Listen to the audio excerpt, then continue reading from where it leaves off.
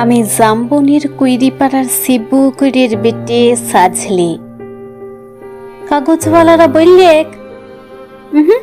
অতটুকুন বললে হবে কেনে? তুমি এবারকার মাধ্যমিকে প্রথম, তোমাকে বলতে হবে কারো কিছু। টিভিওয়ালারা বললে তুমি ক্ষেত মজুরের মেয়ে, তুমি কি করে কামিন খাইটিয়ে মাধ্যমিকে প্রথম হইলে বলো দেখি?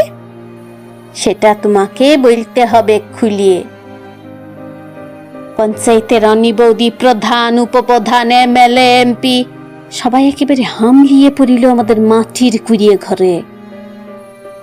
জাম্বনি স্কুলের হেডমাস্টার কোন বিহান বেলায় টিনের আগর খুলিয়ে হাঁকে ডেকে ঘুম ভাঙায় খবরটা যখন প্রথম শোনাইলে, তখন মাকে জড়ায় শুয়েছিল মামি।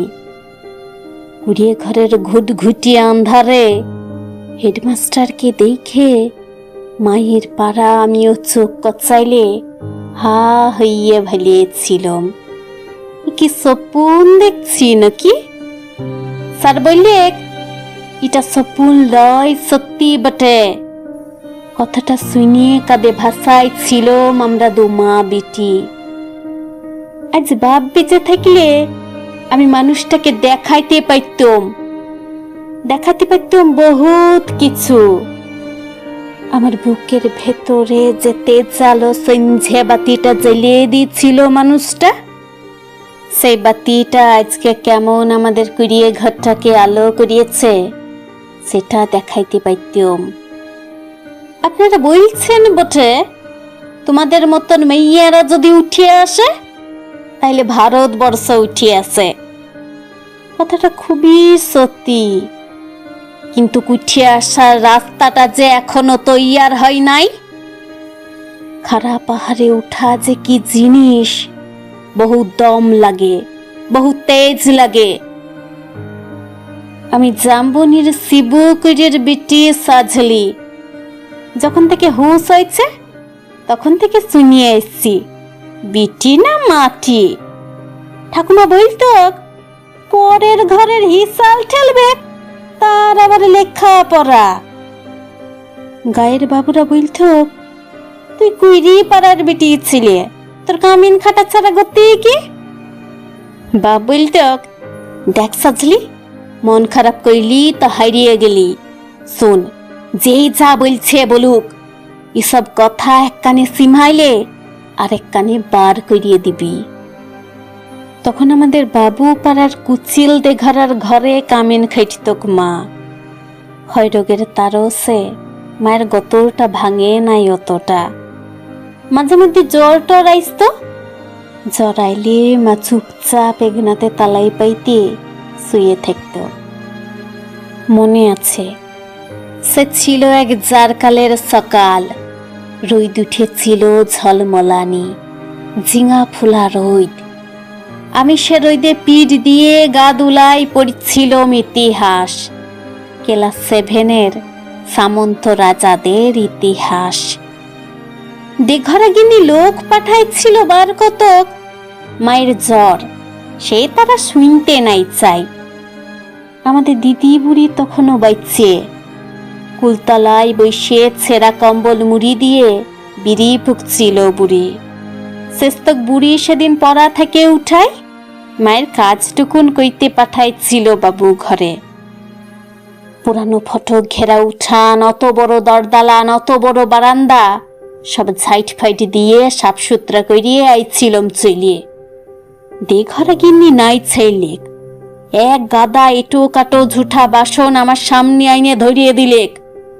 বললাম তোমাদের ঝুঠা বাসন আমি ধুইতে নাই পারব। দেঘরা গিন্নি সে কি রাগ! কি বললি? আরেকবার বল দেখিনি। যতটুকুন মূল হয় তত বড় কথা। জানিস তোর মা, তোর মায়ের মা, তার মায়ের মা সবাই আমাদের ঝুঠা বাসন ধুইয়ে এতকাল গুজারে গেল, আর তুই আমাদের ঝুঠা বাসন ধুইতে লাগবি? বললাম হ, তোমাদের ঝুঠা বাসন আমি ধুইতে লাগব। তোমরা লোক দেখে লাও গা। আমি চললাম। কথাটা বইলিয়ে গদগদ করে বাবু গিন্নির মুখের সামনে আমি বেড়াই চলিয়ে আইছিলাম। তা বাদে সে লিয়ে কি কাণ্ড, কি ঝামালা। বেলা ডুবলে মাহাতদের ধান কেটিয়ে বাপ ঘরকে এলে দুপাতা লেখা পড়া করা লাতনির ছোট মুখে বড় থুতির কথা সাতকাহন করিয়ে বলিয়েছিল দিদি বুড়ি। মা কোনো রাগ করে নাই। আঘন মাসে সন্ধ্যা বেলায় এগনাতে আগুন জ্বাইলে গা হাত পা সেকছিল মা। এক মাথা ঝাঁকড়া কালো চুল ঝাঁকানো বাপের পেটানো পাথরের মুখটা ঝলিকে উঠেছিল আগুনের আঁচে।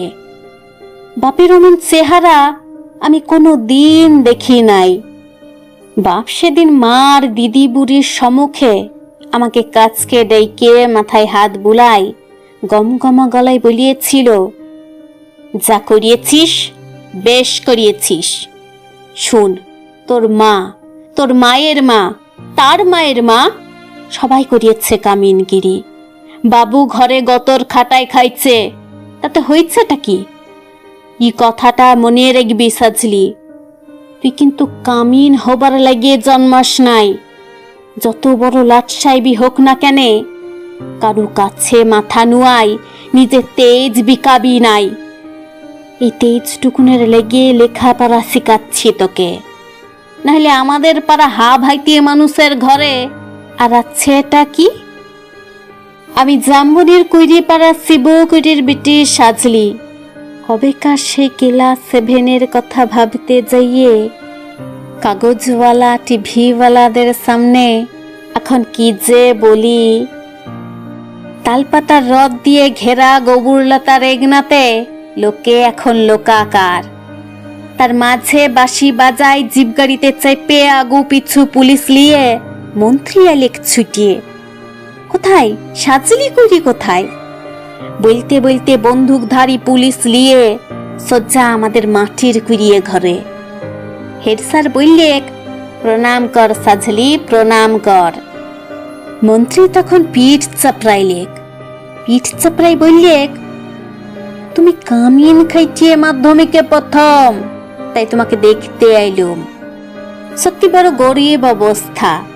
তোমাদের মতন গরিব ঘরের মেয়েরা যাতে উঠে আসে, তার লাগেই তো আমাদের পার্টি, তার লাগেই তো আমাদের সরকার। নাও 10,000 টাকার চেকটা এখন নাও। শোনো, আমরা তোমাকে আরো টাকা তুলিয়ে দেব, ফুল দেব, সম্বর্ধনা দেব। এই টিভির লোক, কাগজের লোক, কারা আছেন এদিকে আসুন। তখনই ছোট বড় কত রকমের সব ঝলকে উঠল ক্যামেরা, ঝলকে উঠল মন্ত্রের মুখ। না না, মন্ত্রী লয়, মন্ত্রী লয়। ঝলকে উঠল আমার বাপের মুখ, গনগনা আগুনের পাড়া আগুন মানুষের মুখ। আমি তখনই বলিয়া উঠিলাম, না না, এই টাকা আমার নাই লাগবে। আর আমাকে যে ফুল দিবেন, সম্বর্ধনা দিবেন, আরো দেদার টাকা তুলিয়ে দিবেন, তাও আমার নাই লাগবে। মন্ত্রী তখন ঢোক গিললেক। গায়ের সেই দেঘরা গিন্নির বড় বেটা, সে এখন পাটির বড় লেতা। ভিড় ঠেলিয়ে সে এসে বললে, কেনে কি হয়েছে রে সাজলি?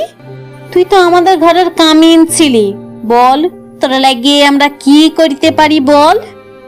তোর কি লাগবে সেটা খুলিয়ে বল। বললাম, আমার পাড়া শয়ে শয়ে আরো অনেক সাজলি আছে, আরো শিবকুইরির বিটি আছে গা গ্রামে। তারা যতদিন অন্ধকারে পড়িয়ে থাকবে, তারা যতদিন লেখাপড়ার লাগিয়ে কাঁদিয়ে বুলিবে, ততদিন কোনো বাবুর দয়া নাই লাগবে। শুনছেন আপনারা? ততদিন কোনো বাবুর দয়া আমার নাই লাগবে।